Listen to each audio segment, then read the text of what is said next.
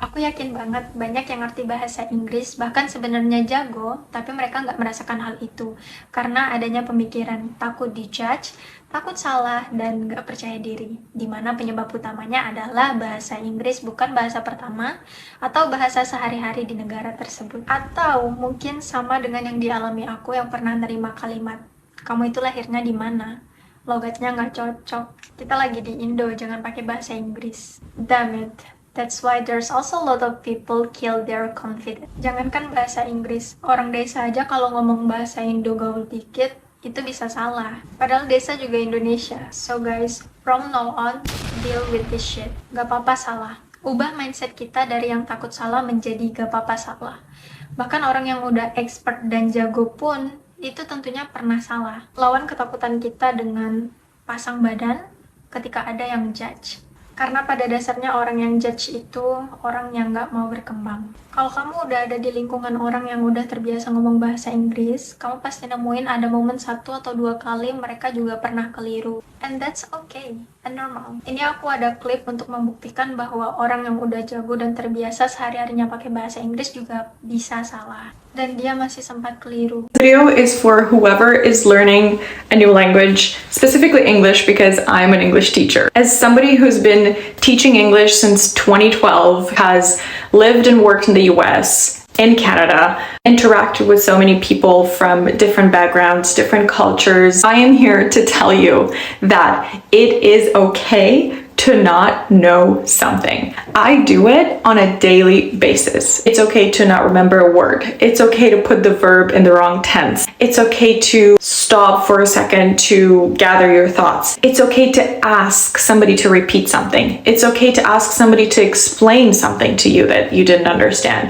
It is okay to do all of these things no matter what English level you are at. People ask questions all the time, and it's important to know how to ask those questions and how to get more information than just the one word that you didn't understand. If English is your second language, please tell me you make the same mistake as me. I very often will use he and she wrong. Like I'll say he when I'm supposed to say she, and then I'll say she when I'm supposed to say he, and then I correct myself immediately. Biar aku lebih kuat untuk bikin kamu percaya diri, ini ada klip kedua, yaitu dari Mr. D. Dia orang Amerika dan sangat memaklumi kalau kita salah. Ya, di Indonesia suka banget ngeledek orang kalau salah ngomong bahasa, ya? Oke, orang Indonesia suka bully apa-apa. Itu cuma for fun, ya, iseng. Tapi kalau kamu dibully, kamu diledek, ngeledek, you know what I mean. Kalau kamu begitu, berani dong. Don't worry about it. Who cares? IDGAF, okay? Untuk belajar bahasa harus bikin kesalahan. Aku orang Amerika, kamu gak. Kalau kamu ngomong bahasa Inggris, aku udah impressed sama kamu. Wow, that's awesome. Kamu bisa dikit bahasa Inggris aja? Oh, that's so cool. Gak apa-apa, no problem. Kamu kesalahan dengan grammar terkadang? Gak apa-apa, nanti kamu membaiki. Jangan terlalu fokus dengan grammar gitu. Pasti penting, tapi jangan trauma. Kalau kamu terlalu fokus dengan kesalahan itu, gak bisa menaik ya, tingkat, you know what I mean? Gak bisa get better dong. Harus ngomong. Gak apa-apa jelek grammar, yang penting ngomong. Sekarang gini, kita aja ya habis nonton orang tersebut jelasin pakai bahasa Indonesia yang belum sempurna, kita masih maklumi. Kita nggak ngejudge bule waktu ngomong bahasa Indonesia karena kita merasa, oh iya wajar aja karena dia masih belajar. Jadi jangan berpikir orang lain akan judge kita, karena mereka pun sama tetap akan memaklumi dan mereka akan tetap mengerti apa yang mau kamu sampaikan. Dan gak apa-apa kalau misalkan kalian keliru, mereka tetap akan mengerti itu. So, lakuin itu sekarang, gak apa-apa salah. Seiring waktu berjalan, kamu pasti akan pro dan menguasai banyak vocabulary. Dari yang tadinya nggak tahu artinya apa, jadi tahu. Dari yang tadinya nggak tahu gimana ngomongnya, jadi tahu. Dari yang tadinya nggak tahu nada bicaranya, jadi tahu. Terus lancar, change your mindset and enjoy your progress. Waktu itu aku dapat pertanyaan dan request tentang tips belajar bahasa Inggris. Ada banyak opsi yang bisa kamu pilih untuk metode belajar. Dan ini bisa kamu sesuaikan dengan kenyamanan kamu karena menurutku setiap orang itu punya metode belajar dan gaya yang berbeda-beda. Ada yang intens baca kamus, catat, dan hafal. Ada juga yang pakai metode santai kayak nonton film. Terus pakai subtitle. Kalau kamu masih pemula atau perlu belajar dari nol, aku saranin kamu bisa baca buku yang full bahasa Inggris, yaitu coret-coret setiap kata untuk artinya. Di sini kamu bisa banyak dapat vocabulary dan pengetahuan kamu pun bertambah. Ingat, yang namanya belajar itu nggak beberapa hari langsung jago. Bikin jadwal biar kamu intens dan nggak lupa dengan apa yang kamu pelajari. Kalau ada jadwal, itu bisa bikin kamu konsisten juga. Aku senang banget baca buku, terutama buku-buku self-help.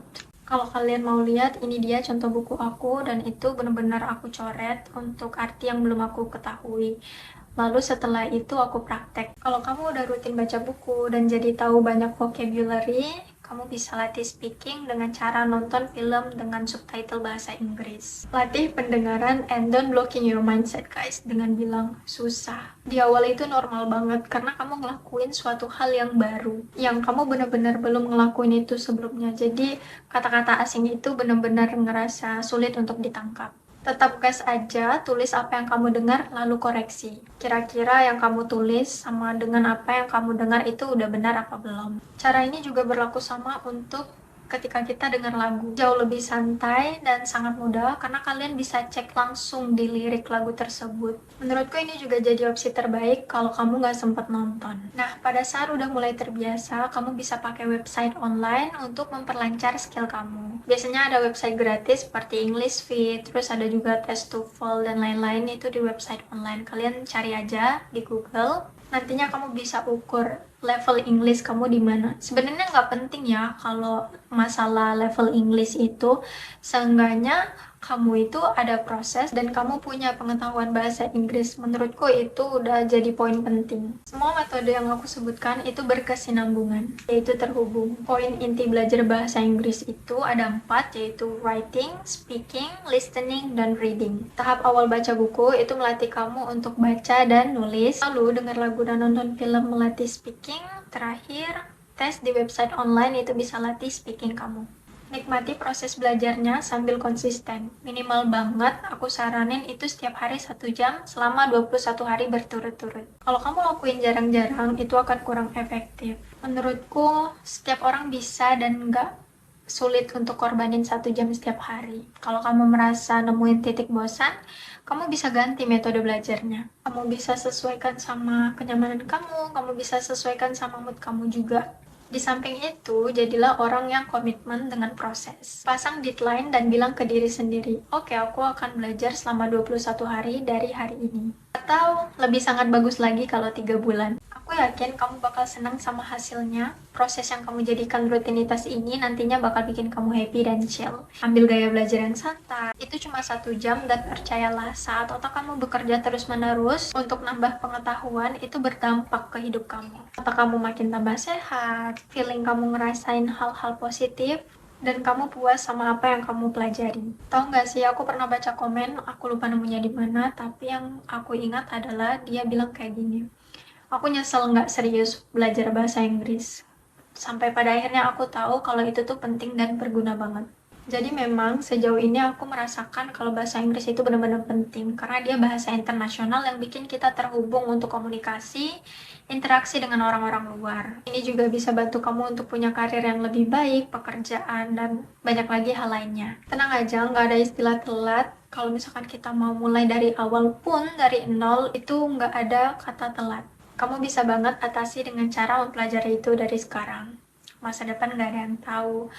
Jadi belajar aja dulu, nanti biar Tuhan yang tentuin hasilnya bakal kepake di mana. Sambil santai jalani hidup sambil belajar. Aku juga akan rekomen untuk follow dan subscribe akun edukasi mengenai bahasa Inggris. Dari dulu aku senang banget dengan yang namanya konten edukasi bahasa Inggris. Kalau kalian udah pernah pakai cara ini, kalian pasti ngerasain itu effortlessly banget untuk bisa nambah pengetahuan. Dalam sehari kita bisa banyak belajar sentence, grammar, vocabulary, kata-kata informal, formal, sampai dengan slang words. Nah, dari sinilah nanti kita tahu guys bahwa bahasa Inggris itu complicated. Menurutku nggak cukup kalau cuma belajar di sekolah dan kamus, karena memang ada bagian yang unik yang bisa jadi nggak kita temuin di sekolah. Aku ada contohnya nih, contohnya break a leg. Kalau misalkan dari kamus, itu artinya patahkan kaki kan? Tapi kebenarannya adalah ini sering digunakan sebagai kata semoga sukses. Atau bisa juga biasa digunakan untuk semangat. Terus ada juga contoh lain yang kita nggak bisa pakai bahasa formal setiap hari. Di Australia itu orang-orang jawab thank you bukan you're welcome, tapi no worries. Terus biasanya kita juga pakai are you okay? Nah di sini tuh cenderung ke all good, dan masih banyak lagi hal unik dan baru lainnya. Bahasa Inggris yang diajarkan di sekolah itu mostly sebagai dasar atau level basic. Nah, sisanya kita yang nentuin dan naikin levelnya sendiri. Percayalah kalau kamu udah semakin terbiasa, kamu bakal ngerasa bahasa Inggris itu mudah. Gak perlu harus sempurna di awal, karena itu bakal sempurna seiring berjalannya waktu. Simple, mulai sekarang follow dan subscribe konten edukasi bahasa Inggris. Jadikan sosial media sebagai salah satu yang kasih manfaat untuk gain knowledge. Praktik setiap hari, nantinya semua hal akan ada di luar kepala kamu. Belajar tanpa praktik itu hanya akan jadi pengetahuan yang dipendam. Itulah mengapa masih banyak orang yang I can understand English but I cannot speak. Kamu ngerti bahasa Inggris tapi kamu nggak bisa ngomong. Perasaan takut salah karena penyebutan atau susunan kata yang terbolak-balik. Sampai dengan kadang nggak percaya diri karena terbata-bata. Aku nggak bilang takut itu salah, tapi ada masanya kita lawan ketakutan itu demi kebaikan kita sendiri. Caranya mulai pelan-pelan. Praktek di rumah. Ngobrol sama kaca di saat kita lagi di kamar sendirian. Dan sering-sering ngomong bahasa Inggris biar melatih lidah kita. Makin sering praktik, semakin lidah kita terbiasa dan gak kaku lagi. Karena kita melakukan itu sering. Kalau kamu lagi les bahasa Inggris, kamu tentunya bisa praktek sama guru dan classmate kamu. Dan kalau kamu gak les, cari teman yang mau berkembang bersama. Yang gak bakal judge dan yang mau saling koreksi. Aku pakai cara ini. Jadi ada masa kalau aku tuh nemuin temenku bisa nih diajak berkembang bersama. Dia tipe orang yang gak judge dan mau saling koreksi. Aku ngerasa kayaknya orang ini bisa diajak latihan speaking. Dia juga supportive dan confident.